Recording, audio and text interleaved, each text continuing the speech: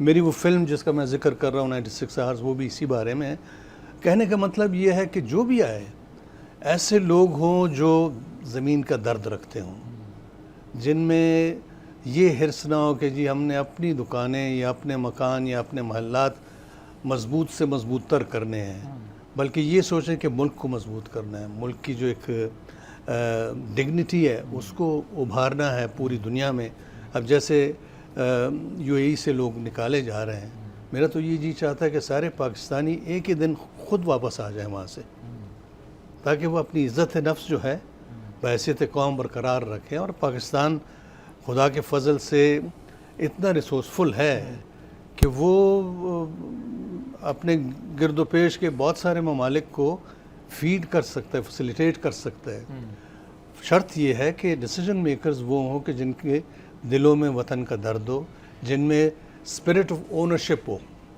ٹھیک. اور مجھے لگتا ہے یہ جو سامیہ کا آئیڈیا ہے یا جو ان کے انالیسز ہیں اس سبجیکٹ کے بارے میں، وہ شاید چونکہ یہ اکثر میں نے دیکھا اپنی ویڈیوز میں یہ کہہ بھی رہی ہوتی ہیں کہ بھائی میں کوئی پولیٹیشین نہیں ہوں، میں کوئی بہت بڑی وہ فلاسفر نہیں ہوں کہ میرے بہت لفظ ہوں جس سے میں ڈسکرائب کر سکوں کہ میں کہنا کیا چاہ رہی ہوں، لیکن مجھے جو فیل ہوتا ہے، جو میں انالائز کرتی ہوں، جو میری نالج ہے، اس میں آپ کو ایکسپلین کرنے کی کوشش کرتی ہوں what's going to happen next.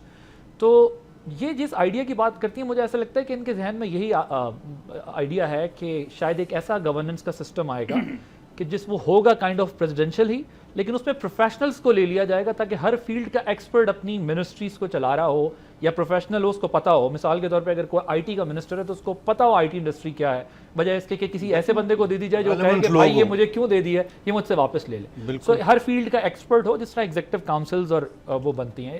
Samiya correct me if I am not wrong, آپ اسی قسم کی بالکل بات کر رہی ہو. تو میں نے لفظ دیے ہیں آپ کے جو ہے وہ تجزیے کو اور آپ کی نالج کو. اس طرح کا آئیڈیا کسی بھی کنٹری کے لیے پازیٹیو ہے، تبدیلی اسٹیبل ہے.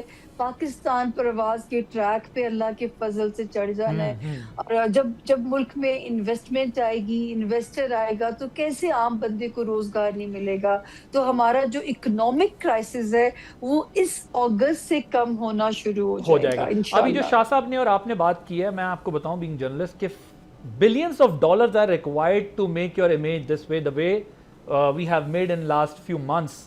تو یہ کسی کنٹری کو اپنی لابنگ کے لیے billions of dollars are required to restore its image. لیکن اللہ تعالیٰ نے ایک جنگ سے، غیبی مدد سے جو ہے وہ اپنے سے 10 گنا بڑے دشمن پر غالب کر کے ہمیں وہ امیج دے دیا. اب پاکستان انڈر ڈسکشن ہے ہر جگہ پر. سبسکرائب کریں اور بیل دبائیں تاکہ کوئی خبر رہ نہ جائے.